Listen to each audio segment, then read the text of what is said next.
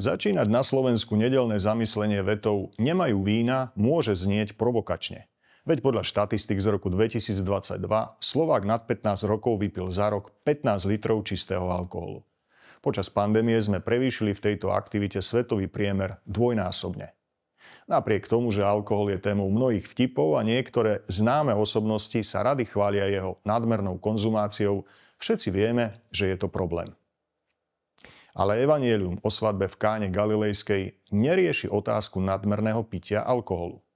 Centrálnou témou je dôvera v Božiu moc aj v takej na oko banálnej záležitosti, akou je chýbajúci alkohol na svadbe.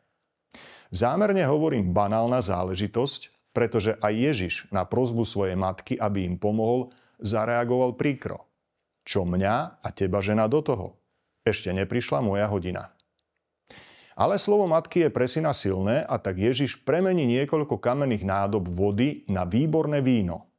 Som si istý, že keby tam nebola Mária, tak by tam sedeli na sucho. Pretože im by ani len nenapadlo žiadať Krista o takúto službu. A my sme rovnakí. Niekde v podvedomí, ako by sme mali zakódované, že Boh sa stará len o také vznešené veci, akými sú odpustenie, požehnanie, milosť. Aj keď často týmto pojmom ani nerozumieme, pripisujeme ich Bohu, lebo to znie vznešene a Boh je predsa vznešený. Ale že by sme prosili o dobrú prácu, slušných kolegov, riešenie problémov v manželstve či dostatok peňazí na živobytie, to nám mnohým ani len nenapadne. A to je veľká chyba, pretože Boh rieši naše problémy komplexne. Samozrejme len ak mu dáme možnosť, pretože on je diskrétny a sám sa nám do života nebude natláčať. Nedá mi nespomenúť ešte to premenené víno.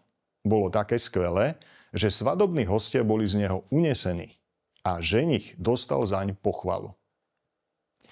Keď necháme čokoľvek v Božích rukách, vyrieši to nie priemerne alebo dostatočne, ale znamenite, najlepšie ako sa dá. Prečo mu teda nechceme dať do rúk náš život? Možno preto, že to chceme robiť po svojom a nebyť na ňom závislí. Alebo preto, že sme si už natoľko zvykli na obyčajnú žbrndu, že dobré víno ani nevieme oceniť.